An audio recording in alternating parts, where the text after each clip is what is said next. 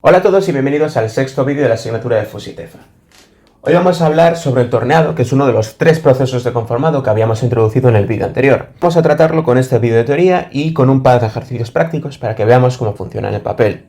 Entonces vamos a empezar con su definición.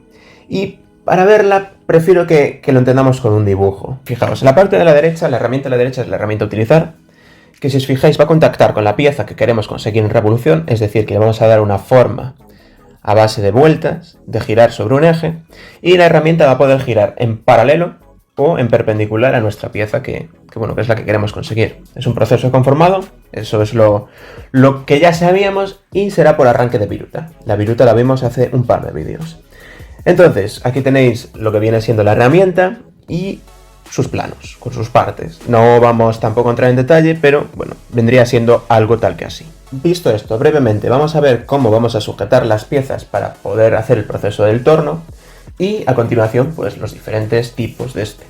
Y con esto terminaríamos la parte teórica porque es más importante verlo en la práctica, que vendrían siendo los 2 próximos vídeos. Entonces vamos a empezar con el montaje o sujeción de piezas. Tenemos hasta 5 tipos distintos.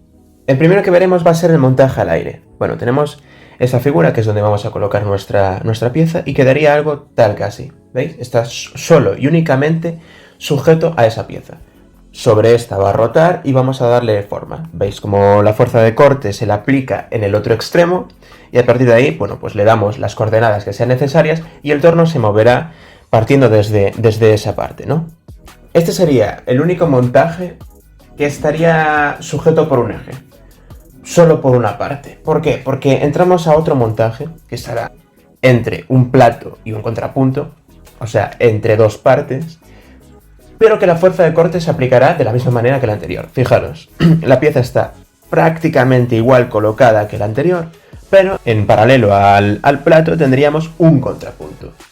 Es decir, la pieza estaría sujeta por 2 herramientas, pero la fuerza de corte se aplicaría de la misma manera y el proceso sería prácticamente igual, idéntico casi. Pasamos a el montaje entre puntos, es decir, prescindimos del plato. Como vemos, tenemos en ambos lados una sujeción igual que la anterior, pero sin plato, 2 puntos, es decir, el extremo no está encajado en ninguna parte y podemos manejar mejor la figura. La fuerza de corte se aplica de la misma manera y podemos llegar al otro extremo, que es algo que con el plato no podíamos, ya que eso estaba sujetando nuestra pieza, ¿no?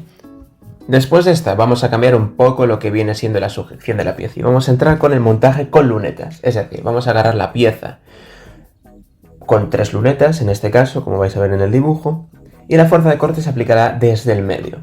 A partir de ahí, según las coordenadas que haga, pues se moverá de una manera o de otra. Y por último haremos pues un montaje similar, ¿no?, a nivel de sujeción, que será con torneadores, mandriles o mandrina. Vamos a ver los dibujos y vemos que, bueno, pues están sujetos por 2 puntos, por ambos extremos, y a partir de ahí, depende de lo que utilicemos, vamos a aplicar unas cosas u otras para hacer con nuestra figura. Prácticamente en todos los casos desde el extremo, pero tenemos en el caso particular de las lunetas, que será desde el medio.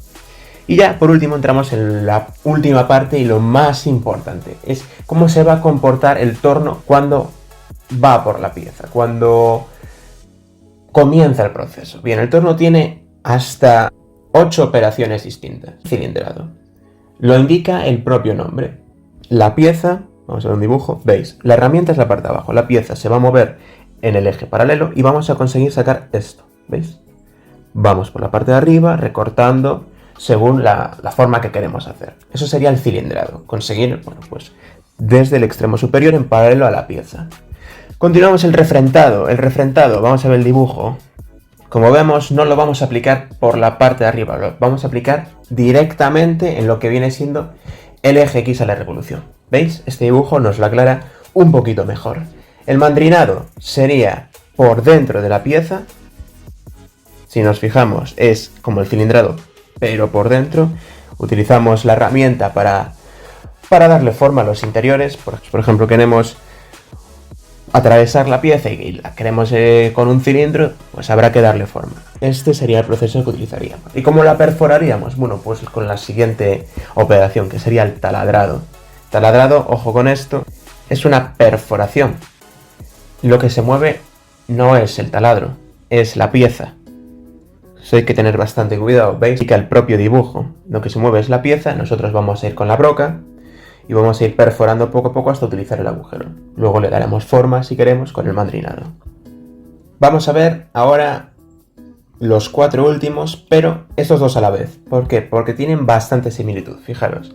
El ranurado vendría siendo hacer el mismo proceso que podría ser un cilindrado, pero insistir en un punto fijo. Es decir, vamos a conseguir hacer una ranura dentro de nuestra pieza. ¿Qué pasa? Que cuando esa ranura es demasiado profunda, va a llegar un momento en el que vamos a llegar al punto de giro y la pieza no va a aguantar por sí misma. Entonces aquí tenemos el ranurado y cuando la pieza no aguanta por sí misma, porque no aguanta el peso del resto de pieza, tendríamos el tronzado, es decir, partimos la pieza y muchas veces ese es el proceso con el que terminaríamos el conformado de la pieza, con un tronzado que nos quedaría ese pequeño saliente que a veces habría que pulir y otras veces tampoco es necesario. Perfecto, pues nos quedaría entonces nada más que el perfilado. Básicamente consiste en combinar el avance de los 3 ejes para obtener piezas como la que vemos aquí, por ejemplo esta, con una forma un poco más precisa. Y por último el moleteado. No tiene arranque, simplemente con la fuerza que vamos a aplicar vamos a conseguir lo que viene siendo eso que veis ahí, que es una parte rugosa de la pieza. Vamos a hacer que la pieza tenga una rugosidad. No vamos a perforar tampoco la pieza como en los otros métodos. Una mención especial al roscado, que sería básicamente darle forma de rosca, pues lo que viene siendo para un tornillo, por ejemplo, una tuerca. Con esto terminaríamos la parte teórica del proceso de conformado torneado y vamos a ver ahora un par de ejercicios antes de entrar con el siguiente. Gracias por el vídeo y espero veros en el próximo.